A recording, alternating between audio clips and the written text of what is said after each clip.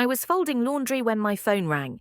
It was an unknown number, and I usually wouldn't answer, but this time I did. I hesitated to answer.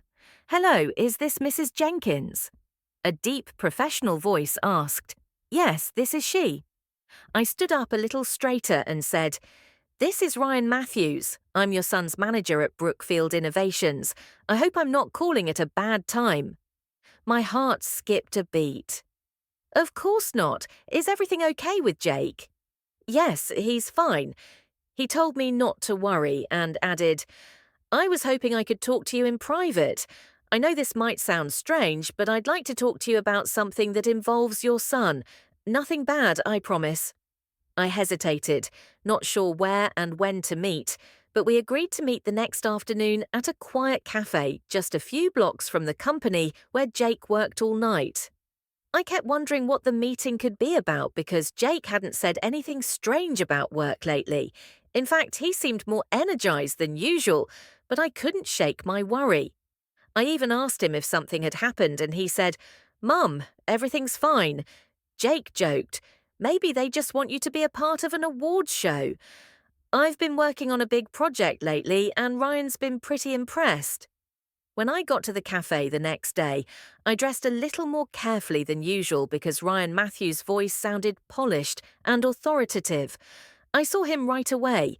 He was sitting by the window in a grey blazer over a fitted shirt, drinking what looked like black coffee. He stood when he saw me and smiled pleasantly. "Mrs. Jenkins?" he asked, holding out his hand. "Yes, and please call me Laura," I replied, shaking his hand. We sat down, and he got right to the point. "I'll be honest with you, Laura. Your son is one of the most promising young professionals I've known for years. That he's smart, talented, and hardworking. But I also see that he holds back, especially when it comes to leading roles." I nodded and paid close attention. "I think he has doubts about himself," Ryan said. "From what I know, he had to grow up quickly and take on responsibilities that most young men his age didn't have." My eyes got softer. "Yes, that's true. Jake's father left when he was 15, and he helped me raise his younger sister. It was a hard time." Ryan leaned forward a little. "That explains a lot. He's mature beyond his years, but he's also cautious. He second-guesses himself when he shouldn't." I could feel my emotions rising as I thought about all the times I'd seen Jake put everyone else first. The years of missed social events, the side jobs, and the nights he stayed up looking for scholarships so I wouldn't have to worry. I want to give him a team lead role. Ryan asked, "But I need to know if you think he's ready."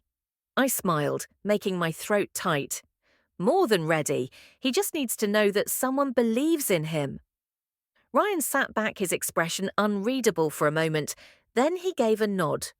"That's what I hoped you'd say, and thank you. I thought that would be it, that we'd exchange a few pleasantries and part ways," but then he hesitated.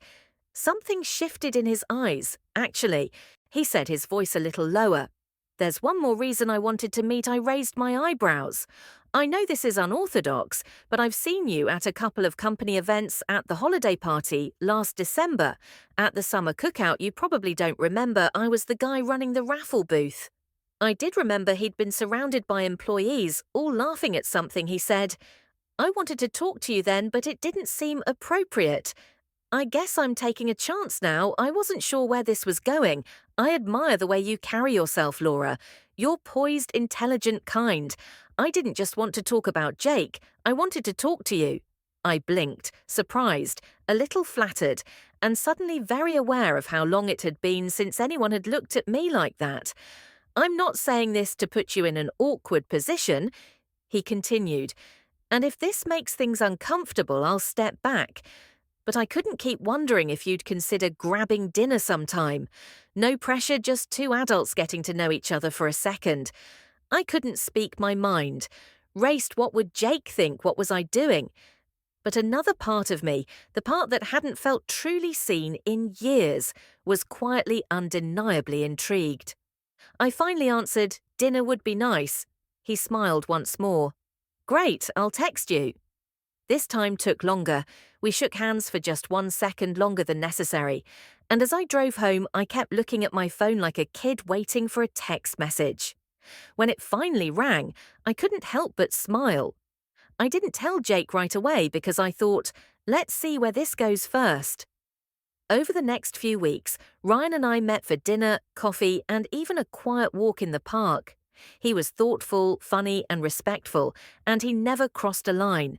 We talked about everything, including parenting, career regrets, books, and music. It was the most interesting conversation I had in years, but there was still Jake. I knew I had to tell him eventually, and it was one of the hardest ones I'd had in a while. Jake, I said one evening after dinner, I need to tell you something. He put down his PC and said, "It's about your boss, Ryan." Right away, his face changed. "Okay, what about him?"